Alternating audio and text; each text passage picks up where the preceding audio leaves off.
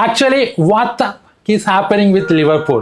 ഏതൊരു ലിവർപൂൾ ഫാൻസിനോട് ചോദിച്ചു കഴിഞ്ഞാലും എല്ലാവരും പറയുന്ന ഒരു കാര്യമാണ്, this is the best transfer window ever.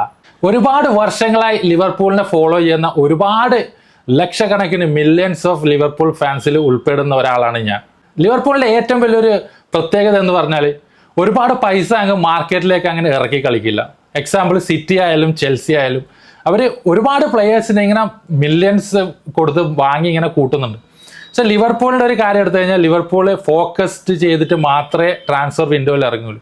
അതിൽ ചില ട്രാൻസ്ഫേഴ്സ് ഫ്ലോപ്പ് ആയിട്ടുണ്ട്. എക്സാമ്പിൾ ന്യൂനസ് ഫ്ലോപ്പ് ആണെന്ന് ഞാൻ പറയില്ല. ന്യൂനസിന്റെ വർക്ക് റേറ്റ് വെച്ച് നോക്കുമ്പോൾ ലിവർപൂളിന് പറ്റിയ ഒരു പ്ലെയറാണ്. പക്ഷേ ഒരു ഔട്ട്പുട്ട് എന്നുള്ള രീതിയിൽ ന്യൂനസ് ഒരു ഫ്ലോപ്പ് എന്നായിട്ട് നമുക്ക് കണക്കാക്കാം. അതുപോലെ നബി കേറ്റ എന്ന് പറഞ്ഞാൽ വൺ ഓഫ് ദ ബെസ്റ്റ്, എന്താണ് ബ്രൈറ്റസ്റ്റ് യങ് ടാലന്റ് ആയിരുന്നു ആ സമയത്ത്. നബി കേറ്റനെ കൊണ്ടുവരുന്നു. പക്ഷെ പുള്ളിക്കാരൻ ഒരുപാട് പരിക്കുകൾ പറ്റിയത് കൊണ്ട് ആ ഒരു വിചാരിച്ച ഒരു പെർഫോമൻസ് നടത്താൻ വേണ്ടി പറ്റിയില്ല. അങ്ങനെ ചില ട്രാൻസ്ഫർ ഒക്കെ ഫ്ലോപ്പ് ആയിരുന്നു. പക്ഷെ അധിക ട്രാൻസ്ഫർ നമ്മൾ നോക്കിക്കഴിഞ്ഞാലും അത് നല്ല രീതിയിൽ ലിവർപൂളിന് ക്വാളിറ്റിയുള്ള പ്ലെയേഴ്സിനെ കൊണ്ടുവരാൻ സാധിച്ചിട്ടുണ്ടായിരുന്നു. ഇപ്പോൾ ഏകദേശം ഒരു 1990s ഒക്കെ കഴിഞ്ഞിട്ടുള്ള ഒരു സീസണിനാൽ അങ്ങനെയുള്ള എടുത്ത് നോക്കിക്കഴിഞ്ഞാൽ ഏറ്റവും ബെസ്റ്റ് ട്രാൻസ്ഫർ സീസണാണ് ഇപ്പോൾ കടന്നുപോയിക്കൊണ്ടിരിക്കുന്നത്. നമ്മൾ ഓൾറെഡി 3 പേരെ സൈൻ ചെയ്തു. അവർ ഓൾറെഡി ലിവർപൂളിന് വേണ്ടി പ്രീ സീസൺ ഇപ്പം കളിച്ചുകൊണ്ടിരിക്കുകയാണ്. 2 ബെസ്റ്റ് ബാക്കുകളെ സൈൻ ചെയ്തു. പിന്നെ one of the best young talent in the world ബെർട്സിന്റെ രൂപത്തിൽ നമ്മൾ സൈൻ ചെയ്തു. അതും 100 മില്യണിന് മുകളിൽ. ലിവർപൂളിന് ആരാധകർ വല്ല അത് ഫസ്റ്റ് ടൈമിൽ വേർഡ്സുമായിട്ട് ലിങ്ക് ചെയ്ത സമയത്ത് ഞാൻ ഒരിക്കലും പ്രതീക്ഷിച്ചില്ല ലിവർപൂൾ 116 മില്യൺ വേർഡ്സിന് വേണ്ടി ചിലവാക്കും. ഒരു പ്ലെയർക്ക് വേണ്ടി 116 മില്യൺ ലിവർപൂൾ ചിലവാക്കുക എന്ന് പറയുന്നത് ഒരു ചില അത്ഭുതങ്ങളിൽ പെടുന്നതാണ്. എക്വിറ്റിക്ക് വരുന്നുണ്ട്. ഏകദേശം ഒരു സൈൻ ചെയ്ത ഒരു ഒഫീഷ്യൽ അനൗൺസ്മെന്റിന് വേണ്ടിയിട്ട് കാത്തിരിക്കുകയാണ്. ഏകദേശം ഓക്കെയാണ്, അത് സൈൻ ആയി എന്ന് തന്നെ പറയാം. അതുകൂടാതെ ഐസക്കിന് വേണ്ടിയിട്ടും റോഡ്രിഗോക്ക് വേണ്ടിയിട്ട് ലിവർപൂൾ രംഗത്തുണ്ടെന്ന് പറയുന്നത്. ലൂയിസ് ഡിയാസ് ഒരു പക്ഷേ ബയൺ മ്യൂണിക്കിലേക്ക് പോകണമെന്ന് 100% ആ ഒരു തീരുമാനത്തിൽ ഉറച്ചു നിൽക്കുന്നുണ്ടെങ്കിൽ, ലൂയിസ് ഡിയാസിനെ ലിവർപൂളിന് നഷ്ടപ്പെടുന്നുണ്ടെങ്കിൽ ആ ഒരു പൊസിഷനിലേക്ക് റോഡ്രിഗോ ബെസ്റ്റ് ഓപ്ഷൻ ആയിരിക്കും. ഞാൻ എന്താ പറയുക, റോഡ്രിഗോയുടെ ഒരു വലിയ ഫാനല്ല. റയൽ മാഡ്രിഡിൽ കളിക്കുന്നുണ്ടെങ്കിലും എനിക്ക് റോഡ്രിഗോയുടെ അത്ര താല്പര്യമില്ല. ഇങ്ങനെയുള്ള ഒരു പ്ലെയറാണ്. എൻ്റെ ഒരു പേഴ്സണൽ കാര്യമാണ് ഞാൻ പറയുന്നത്. പക്ഷെ എന്നിരുന്നാലും ഒരു 100 മില്യൺ റോഡ്രിഗോ അർഹിക്കുന്നുണ്ടോ എന്ന് എനിക്കറിയില്ല. പക്ഷെ 100 മില്യൺ കുറച്ച് ഓവറാണ്. പക്ഷെ ഒരു നല്ല ക്വാളിറ്റി പ്ലെയറാണ്, അതിനൊരു സംശയമില്ല. ലിവർപൂളിന് ഐസക്കിനെ പൂട്ടാൻ കഴിഞ്ഞാൽ one of the best signing ആയിരിക്കും. ബേർഡ്സ് കഴിഞ്ഞാൽ ലിവർപൂളിൻ്റെ ബെസ്റ്റ് സൈനിങ് ആയിരിക്കും ഐസക്. അപ്പോൾ ഐസക്കിനെ ന്യൂകാസിൽ വിട്ടുതരാനുള്ള സാധ്യത വളരെ കുറവാണ്. അവർ ഒഫീഷ്യൽ സ്റ്റേറ്റ്മെൻറ്റ് ഇറക്കിയിട്ടുണ്ടായിരുന്നു, ഐസക് എവിടെയും പോകുന്നില്ല, ന്യൂകാസിൽ തന്നെ തുടരും എന്നുള്ളതൊക്കെ. പക്ഷേ ഈ ഒരു എനിക്ക് തോന്നുന്നു ലാസ്റ്റ് അവരെ പ്രീ സീസൺ മത്സരത്തിൽ ഐസക് പങ്കെടുത്തിട്ടില്ല. അത് വേറെ ഏതൊരു കാരണമാണെന്ന് എഡി ഹൗ പറഞ്ഞിട്ടുണ്ടെങ്കിലും ഇപ്പം ഐസക്കിൻ്റെ ഏജൻറ്റ് ഒരു സ്റ്റേറ്റ്മെൻറ്റ് ഇറക്കിയിട്ടുണ്ട്. ദാറ്റ്സ് ഫുട്ബോൾ എന്നുള്ള, ഞാൻ ആ ഒരു മാർക്ക് ഡോഡ്ബ്രിഡ്ജിൻ്റെ ആ ഒരു ചാനൽ ഫോളോ ചെയ്യുന്ന ഒരാളാണ്. അപ്പോൾ പുള്ളിക്കാരൻ ആ ഒരു സ്റ്റേറ്റ്മെൻറ്റ് റീഡ് ചെയ്തിട്ടുണ്ടായിരുന്നു. അഥവാ ആ ഒരു സ്റ്റേറ്റ്മെൻറ്റ് ശരിയാണെങ്കിൽ ആ ഒരു സ്റ്റേറ്റ്മെൻറ്റിൽ അവരെ ഏജൻറ്റ് പറയുന്നുണ്ട് ബാക്കിയുള്ള ട്രാൻസ്ഫർ സെനാറിയോ ഒക്കെ നമ്മൾ നോക്കിക്കൊണ്ടിരിക്കുകയാണ്. പ്രത്യേകിച്ച് സൗദി അറേബ്യയിൽ നിന്ന് വരുന്നില്ല ആ ഒരു ട്രാൻസ്ഫർ മണി, അതിനെല്ലാം നോക്കിയിട്ട് ഒരു തീരുമാനം എടുക്കുമെന്നാണ് പറയുന്നത്. ആ ഒരു പറച്ചിലിൽ ലിവർപൂളിൻ്റെ ഒരു സാധ്യതയും ഇല്ലാതില്ല. അങ്ങനെ ലിവർപൂളിന് ഐസക്കിനെ ലാൻഡ് ചെയ്യാൻ പറ്റിയിട്ടുണ്ടെങ്കിൽ ഓ മൈ ഗോഡ്, ഒരു പക്ഷേ റോഡ്രിഗോ, 2 പേരെയും സൈൻ ചെയ്യാനുള്ള സാധ്യത വളരെ കുറവാണ്. 2 പേരും 100 മില്യണിന് മുകളിൽ വാല്യൂ ഉള്ള പ്ലെയേഴ്സാണ്, റോഡ്രിഗോ ഐസക്കും. അപ്പോൾ ഓൾറെഡി ലിവർപൂൾ ഒരു 116 മില്യൺ ചിലവഴിച്ചിട്ടുണ്ട് വെഡ്സിന് വേണ്ടിയിട്ട്. അപ്പോൾ എനിക്ക് തോന്നുന്നില്ല 2 പേരെയും കൊണ്ടുവരുന്നു.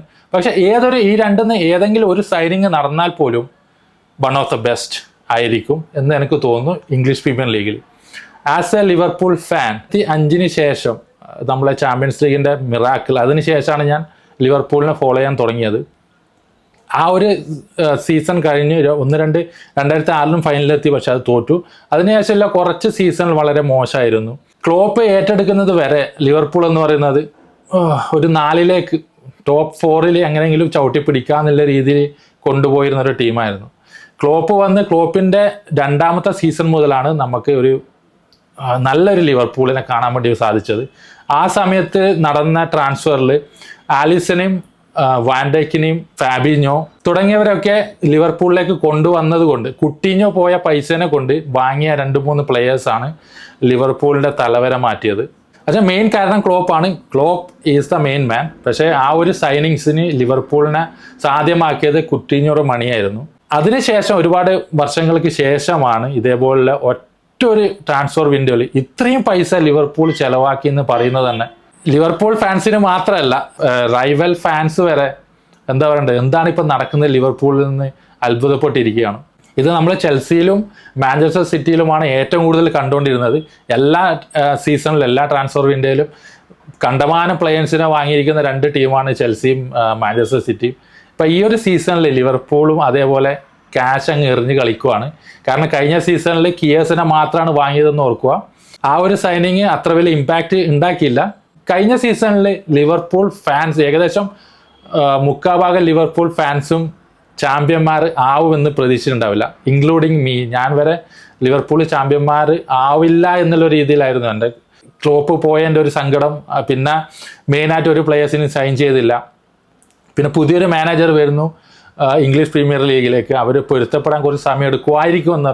സ്ലോട്ടിനെ കുറിച്ച് ലിവർപൂൾ സൈൻ ചെയ്തത് ശേഷമാണ് ഞാൻ ഇതേപോലെ സ്ലോട്ടിനെ കുറിച്ച് ഞാൻ അറിയുന്നത് തന്നെ. അപ്പം ഒരുപാട് ലിവർപൂൾ ഫാൻസ് വരെ ചിന്തിച്ചിട്ടുണ്ടാവും എന്തായാലും ടോപ്പ് 4 എത്തുക എന്ന് പറയുന്നത് നല്ല കാര്യമായിരിക്കും. ടോപ്പ് 4 എത്തുമെന്ന് എനിക്ക് പ്രതീക്ഷ ഉണ്ടായിരുന്നു. ഏകദേശം എല്ലാ ലിവർപൂൾ ഫാൻസിനും പ്രതീക്ഷ ഉണ്ടായിരുന്നു. പക്ഷേ ടോപ്പ് 2 എത്തുന്ന ഒരിക്കലും പ്രതീക്ഷിച്ചിട്ടുണ്ടാവില്ല. അപ്പോൾ അങ്ങനെയുള്ള ടീമിനെ കൊണ്ട് ലിവർപൂളിനെ ചാമ്പ്യന്മാരാക്കിയതുകൊണ്ട് അതിൻ്റെ ഒരു പാരിതോഷികം എന്നുള്ള രീതിക്ക് ഇപ്പം ലിവർപൂളിൻ്റെ മാനേജ്മെൻറ്റ് സ്ലോട്ടിന് പൈസ അങ്ങ് എറിഞ്ഞു കൊടുക്കുവാണ്. അതിപ്പോൾ എല്ലാ ഫാൻസ്, ലോകത്തിലെ എല്ലാ ലിവർപൂൾ ഫാൻസിനും ആഹ്ലാദകരമായ ഒരു സീസൺ ആയിരിക്കും വരാൻ പോകുന്നത്. ഇപ്പം ആഹ്ലാദകരമായ ഒരു വിൻഡോ ആണ് കടന്നു പോകുന്നത്, ട്രാൻസ്ഫർ വിൻഡോ. അപ്പം നിങ്ങൾ ഈ ഒരു വീഡിയോ കാണുന്ന ഏതെങ്കിലും ആൾക്കാർ ലിവർപൂൾ ഫാൻ ആണെങ്കിൽ നിങ്ങളുടെ അഭിപ്രായം കമൻറ്റ് സെക്ഷനിൽ തീർച്ചയായും രേഖപ്പെടുത്തുക. നിങ്ങൾക്ക് എന്താണ് തോന്നുന്നത്, എത്രമാത്രം സന്തോഷവാനാണ് നിങ്ങൾ എന്നുള്ളത് കമൻറ്റ് സെക്ഷനിൽ തീർച്ചയായും രേഖപ്പെടുത്തുക. നിങ്ങളുടെ ബാക്കിയുള്ള വേറെ എന്തെങ്കിലും അഭിപ്രായം ഉണ്ടെങ്കിൽ അതും അടയാളപ്പെടുത്തുക. വീഡിയോ ഇഷ്ടപ്പെട്ടാൽ ലൈക്ക് ചെയ്യുക, സബ്സ്ക്രൈബ് ചെയ്യുക. Thank you.